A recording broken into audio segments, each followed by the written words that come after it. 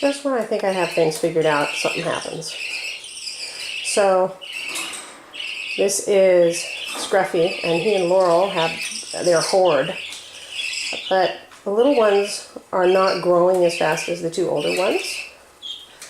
And they're hollering a lot, so I went and checked them this morning, and they don't have much in their crops. They're not getting enough to eat. But they were before.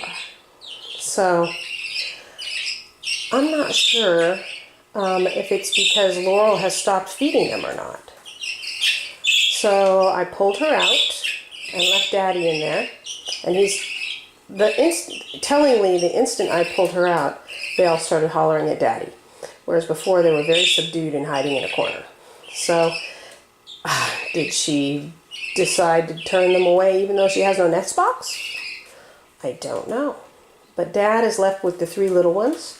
The two older ones are actually advanced enough so they don't really need to be fed anymore.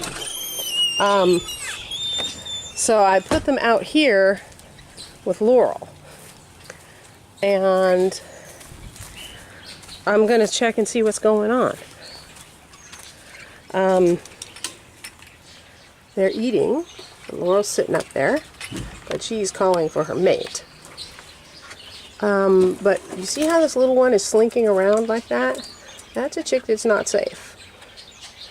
So the youngest chick here was also slinking around. This was Haverty and Lacey's. The youngest chick, in spite of being the same age as the older one, and I'm waiting for days and days, it's just not coming up on the perches, and it finally dawned on me, you know, maybe one of the parents is running it down. So I still haven't figured out what age I need to take the parents out. But their parents are out now. I was watching Sky and Jester, and their chicks were actually pecking at them, which is like, all right, they're done too. So everybody's done in here. These two have been parentless for 48 hours now, and they've adapted and are doing just fine. These guys, Mom and Dad disappeared just a little while ago, so they're a little freaked out, as with the younger one here. So, but the way that chick is slinking around like that kind of tells me that this mama might be turning on them. So I'm like, all right, so that means my theory that if I take the nest box, I can leave the parents together, might not always hold water. This is what happens when you let humans play with a creature and turn it into something that Mother Nature never intended. But it still has Mother Nature's directives and behavior. So how do you get babies raised by parents that want to give up when the babies aren't fully raised yet? Look at this little guy. He says, "Hi, I'm cute. I climb around and stuff." This is the second chick over here. He's now bigger than the first one. And I think he's a boy, but I'm not sure. So yeah, I don't know what's going on. But I do know that these two chicks, if it turns out that Laurel has turned on them, perhaps removing Scruffy will remove that dynamic. Look at that one. Their oldest chick is fabulous.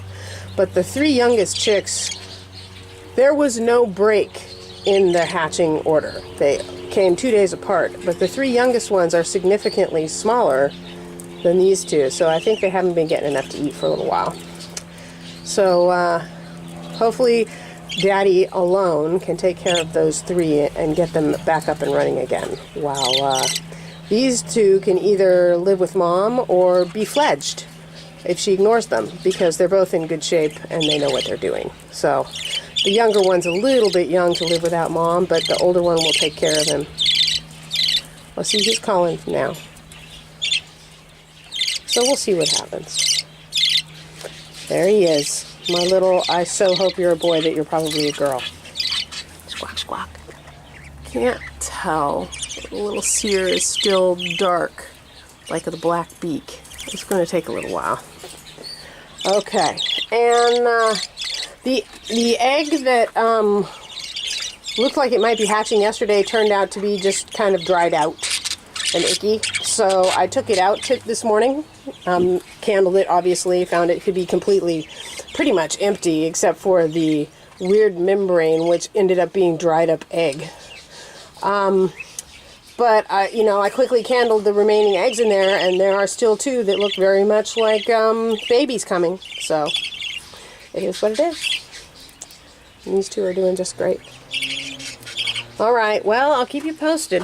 Hopefully Scruffy will start feeding all those little babies and get them through this next week, because they need about a week worth of good food before they can finish feathering out and be on their own. So, okay.